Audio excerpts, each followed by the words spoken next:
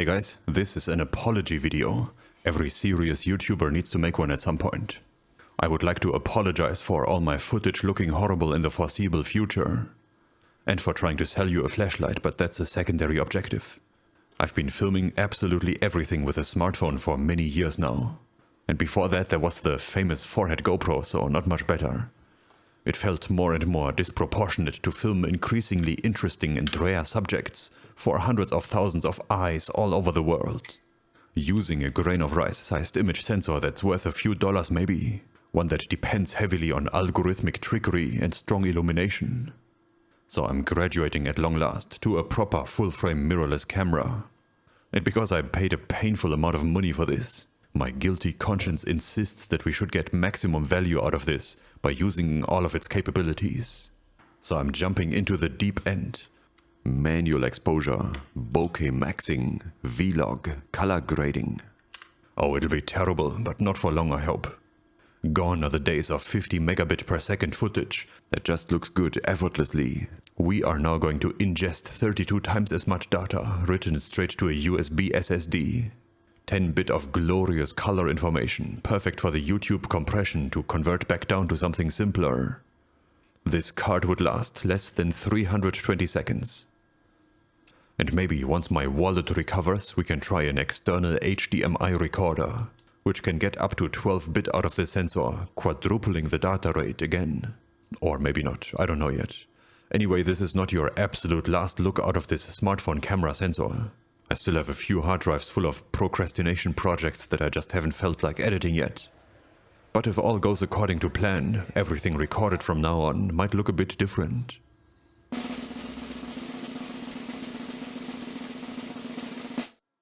Oh, nice one. Good investment there, Reps. So this is vlog, a logarithmic color space for video. I think that's what the abbreviation is for. Is vlogging still a thing? In normal, respectable color spaces that are meant for immediate use, only information that is visible, valuable to human eyes is stored in the available resolution. To human perception, differences in very dark and very bright areas don't matter, so they can safely be clipped without anybody noticing. Vlog squeezes all the information that the sensor can gather into the available resolution, human perception be damned. That doesn't look good out of the box, and it occupies some memory that could otherwise be used for valuable data from the mid-ranges that human eyes are interested in. But if we have more bit depth available anyway, the additional data gives us a lot more flexibility in post-processing. Plus the good feeling of having made another step towards freedom from stupid phones. This is with a pre-made color space conversion applied and some manual fine-tuning by me.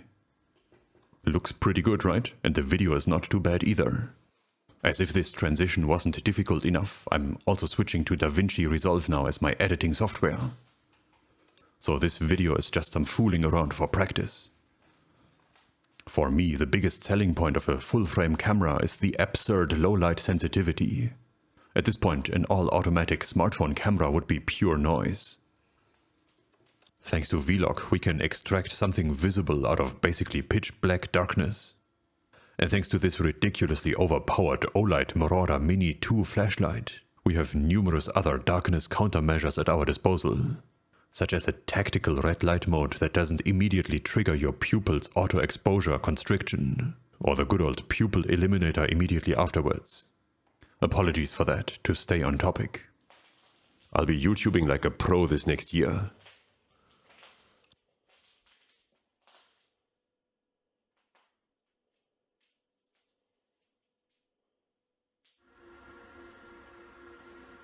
This LIGHT's orthoplan compound microscope has a cool trick up its sleeve.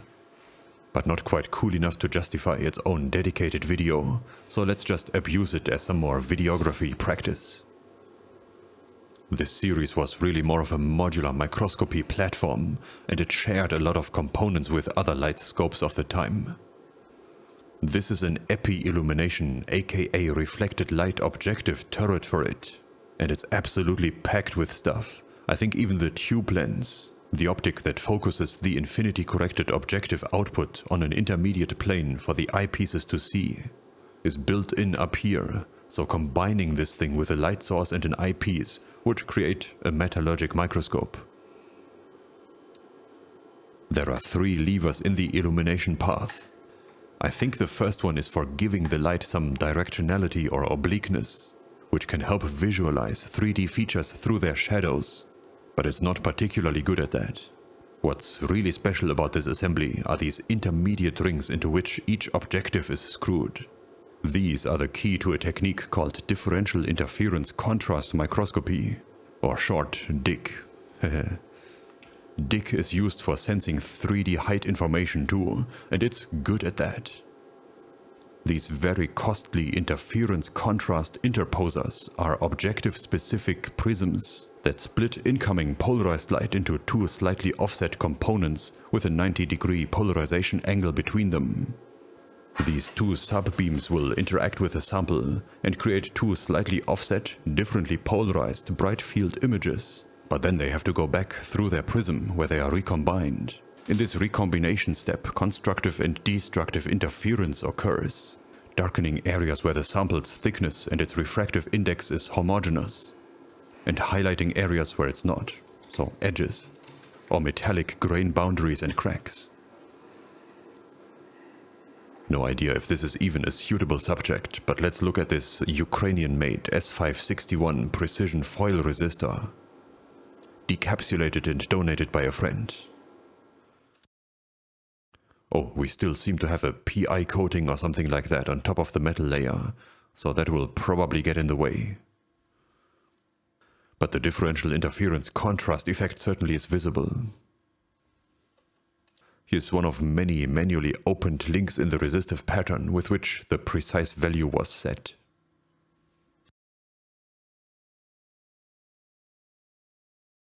Yeah, I mean, I'm not sure if I've set this up correctly or if these microscope components were ever meant to go together at all.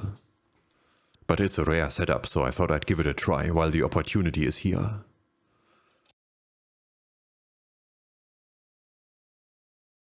Here's a semiconductor die, a part of an HP-RF hybrid on a glass substrate.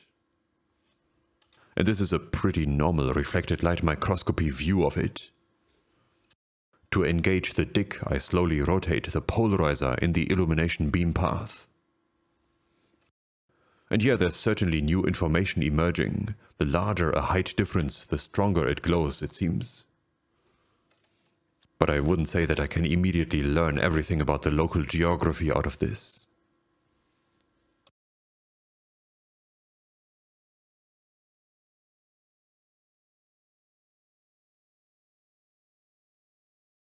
One more exhibit. This is a Honeywell HMC 1001 precision anisotropic magnetoresistive Wheatstone bridge magnetic field sensor. It's a die too, but I'm not sure if we could call it a semiconductor. It's more like a layered thin film resistor network with pronounced height differences. A device such as this is useful for precision compassing or flux gate current measurements.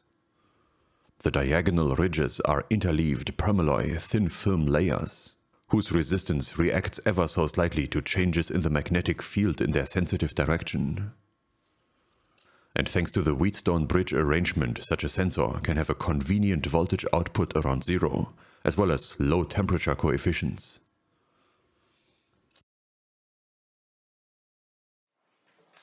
My old editing PC used to be a real champion in 2018. It can even work on my new 1.6 gigabit per second video footage, but I can go grab a cup of tea between frames. So I guess it's time for one of these too. It's the best time in history to buy some DDR5 memory, right? I went with AMD for the first time in forever, because I think this guy has the best performance per cost currently. Not entirely sure about this, but I don't want to break FPS gaming world records anyway. A few years of snappy video editing and support for some demanding periphery hardware, that's all I really need out of this. Honestly, how lame is it to be an adult?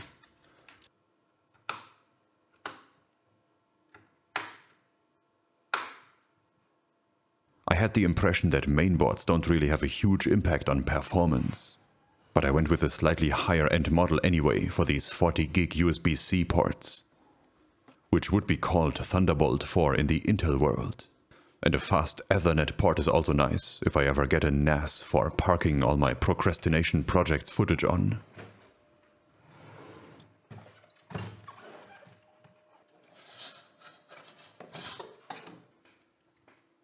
Gotta secure every last ppm of cooling performance from this thing. No religious wars about this in the comments, please. This is what the manual instructed. My personal belief is that no paste would be best paste, but then we would need 2 mirror finish surfaces to mate. That might be a bit expensive in massive scale manufacturing.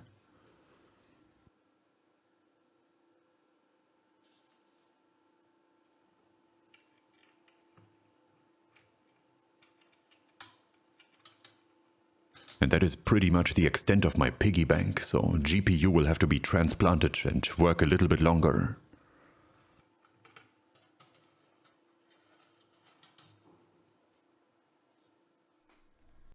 With Fusion 360 threatening to no longer work on Windows 10, the very last thing that held me on that OS is gone. So this might become my new home. KiCad, DaVinci Resolve and many Steam games have been here for a long time. And now FreeCAD also has made huge progress and is looking better than ever before. That should cover everything I need. To better judge LED lighting quality and dubious laser safety equipment, I recently built a miniature PySpectrometer, a really cool project by Les's lab. It consists of a Raspberry Pi camera module, from which I removed a glued-in high-pass filter, and an affordable miniature spectroscope, which in turn is just a slit and a grating. The spectroscope splits light that it sees into its ingredients and projects each into its own specific location on the image sensor, after calibration based on a few well-known spectral lines. For example, the characteristic double peak of low-pressure sodium lamps around 589 nanometers, or the signature of mercury in fluorescent lamps, or the Fraunhofer lines in sunlight. After adjusting for as many of those as possible, we can get a very respectable spatial accuracy out of this affordable setup. The sensor does still have an unknown sensitivity to various wavelengths, so I don't think the peak heights are trustworthy, but it's still a very powerful tool. Here's a $1 flashlight from one of these AliExpress bundle deals. It's bright, I'll give him that, but it has a narrow, discontinuous spectrum. Here's the opposite, a $20 single LED. This is a high CRI type. It's supposed to have a good color rendering index. It achieves that with a phosphor blend for a wide, continuous and not too spiky spectrum. It doesn't even fit on the screen in its glorious entirety. And here's my usual flat panel video light. It's made by Ralino and it's rigidly mounted on a pole above the desk. Surprisingly decent for costing less than $100. I wonder if they mixed and matched various lower cost LED types to achieve this width. It could be a little bit flatter, but oh well, it's fine. I often found myself tediously relocating this to film in the darker corners of my lab. Maybe OLIGHT Marauder Mini 2 can get this job in the future. It's got a far-reaching collimated spotlight mode, and a more local wide-angle mode, which I imagine would be suitable for filming. It also seems to have high-frequency PWM dimming or highly effective smoothing on top, to show absolutely no flickering. That's nice. But no, in terms of CRI, I'm not too optimistic. This looks like normal power LED performance. Let's take these new toys outside for a nighttime spin. It's just so wonderfully dark, damp and cold. We've got dual native ISO in the camera. They are at 640 and 4000 ISO, and if I understood it correctly, they are two different analog gain paths for reading the image sensor. If we only had 640 native ISO, then every higher gain setting would be digital amplification of everything, including noise sources. Well, it's dark no longer. Dexter, maybe we should return to darkness for a few more seconds actually. This wind turbine is only 200 meters away now, but I'm going to walk past it and then record again when it's 700 meters away. 750 being OLIGHT's spotlight range specification. Hey, shouldn't it have a red blinking light on top? Somebody should reflash their Arduino sketch. Yeah, I had the camera in autofocus unfortunately and didn't get a good lock on them. But with the naked eye I got a clear bounce back from the closer blinky one and our dark 700 meter test subject as well. One last apology for you. Does this beautifully juicy shade of orange look familiar to anybody? I made a Patreon and YouTube channel member exclusive episode about rescuing this from some university scrap. It's a monochromatic low-pressure sodium lamp coupled into a glass fiber. And apparently YouTube's algorithm saw fit to mercilessly shove this into everybody's suggestions ever since. Including my own. Sorry about that, won't happen again. These will remain where they have always been, on Patreon or the channel posts tab. And here's the conclusion of that story for all to enjoy. This is a light source for older microscopes, where one can choose between a white incandescent bulb or a narrow line-width monochromatic sodium lamp. The white bulb is burnt out unfortunately, but I have a convenient replacement here. The fiber is then meant to go into this eccentric looking microscope. Like what on earth are all those controls on its nose for? The only searchable string I found on it is a number 932341. But there are absolutely no results. It could also just be a serial number. There seems to be an integral magnetic V-block in its stand. So I guess the upper part could detach from the base and clonk down on larger metal parts. Even though there's a large hole below where the sample stage would go, there are no possibilities for through-sample transmitted light microscopy. This is purely a reflected light material science tool. I already know what it is at this point. Only link on the Silicon Prawn Discord server recognized it. But let's build some suspense. Coarse and fine focus are pretty easy to figure out. And this is where the illumination comes in, coaxially with this crazy nosepiece. The fitted objective is a normal ×10er, and there were 2 empty objective canisters in the rack on one side. And a ×50, a ×20, another ×20, and another ×50 on the other side. How strange. Why would there be duplicate objectives? That's about as much suspense as you're ever going to get on a grumbly Marco Reps video. Big fat spoiler coming up. There is another identical ×10 objective under this cap, looking straight ahead, looking at 1 out of 2 mirrors in this cap. One of them can be selected with this crank-style lever. There's a highly reflective metallized one whose position is marked with a white point, and I guess a lowly reflective one with a black point.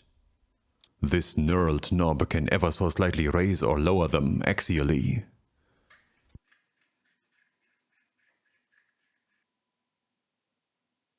This is, of course, the reference arm of an interferometer. Reference mirror reflectivity has to match the sample's reflectivity. And the reference arm length has to match sample distance, which is why these can be raised or lowered. The next adjustment is kind of rotating the whole cap with very small few degree range of motion, but the whole cap is mounted at an angle, so rotation influences reference mirror tilt ever so slightly. Guess what? This has to match sample surface tilt. Pepe bless you, my child. Next up are XY adjustments with micrometer thumbscrews. I think these don't just move the mirror cap, but the reference objective as well, to ensure perfect coaxiality with the rest of the system, so these probably don't have to be used often. This ship's steering wheel is the last and largest adjustment, which makes me believe that it's probably the most important thing, but I'm not quite sure yet what it's for. It's divided into 200 sections, and there's a hard stop at 90, which sounds suspiciously like it's got something to do with angles or phases. Some internet resources often mention a phase compensator plate or prism. That should be usable to make actual measurements with this thing. We have to keep in mind that this product likely predates the first attempts at computer vision software by decades. This was most likely meant to be operated with an eye, a pencil and a notepad. But for the absolute utmost serious business, there is a camera port, luckily. So let's see if we can see something interesting in there.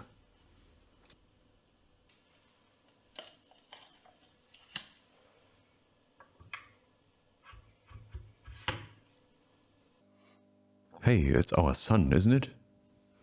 But if our sun ever does this, it might be a good time to board the escape starships. This is just some dirt on a silicon wafer. And there is some contamination on the internal microscope optics as well, it seems. An absolutely unacceptable condition, but I can't take it apart. I'd be too scared to mess up some magically fine-tuned optical components, knowledge about which may have already been lost by humanity. We can switch right over to white light illumination and white light interferometry. But that's a topic best left to Haugen's optics. This is the impossibly unlikely intersection between video light CRI values and nanometer optical metrology. Here's our lovely Ukrainian foil resistor again. The worst sample to try interferometry on, but looking at the smooth wafer the entire time would also be boring. Wherever the reference and sample path lengths are similar enough, we get these trippy, colorful fringe patterns. They are only so trippy in this case because of the chaotic coating on top of the nichrome foil. If I had powerful enough computer vision software at my disposal right now, it could compute 3D height information out of distance between intensity fringes. Here's the same thing on a much flatter thin film resistor network. The gold bond pads clearly have a different height. But the actual resistive structures are so thin that they are hardly discernible from the silicon die. A higher CRI, broader spectrum white light source than our OLIGHT Marauder Mini 2 would have a better chance of resolving smaller differences. The intended incandescent bulb, for example, has a shorter coherence length. Its spectral width is broader. Its light is made up from more wavelengths. There is more going on, and if we were to sample late descendants of that light source at some point in space and time, we would have lower chances of seeing constructive and destructive interference. The fringes would be more localized, and the exact zero optical path length difference condition would be more clearly visible. I have no idea what I'm talking about, so I'll just leave the Haugen's optics video below. Anyway, here's the exact opposite. Monochromatic wood resistor on acid. With this resistor network die, I always suspected that my acidic decapsulation technique may have not only eliminated the part's epoxy molding, but also the actual resistive alloy structures. With my other microscopes I could never tell what these residual shadows on the die are. With monochromatic light interferometry, I'm now pretty sure that there is indeed nothing left of the thin films. Here's the other intact network. I wonder if we can guesstimate the thin film height. I switched to the ×20 pair of objectives this time, and back to smartphone pointed into the eyepiece, because my hard drives are already full. Oops. Monochromatic light interferometry does not rely on short coherence length. Fringes are almost everywhere, even if interferometer arm lengths are not matched very nicely. That makes it easier to set up, but there is a disadvantage. When height differences become large enough, fringes can become ambiguous, like one upstairs might belong to a downstairs partner that is multiple wavelengths away. No such problem here. We've seen this die under white light already. So let's just use this frame. The ground floor fringes are 66 pixels apart. So 66 pixels corresponds to a height difference of half wavelength. Our illumination wavelength is roughly 589 nanometer. Upstairs fringes tend to be 26 pixels away, which would make the thin film resistive elements 116 nanometers tall. Maybe, hopefully. Not entirely sure, but this is all I've been meaning to apologize for. Thank you for watching. Happy holidays. If you've got some money left burning a hole in your pocket, you might as well get an insane flashlight to take over that job.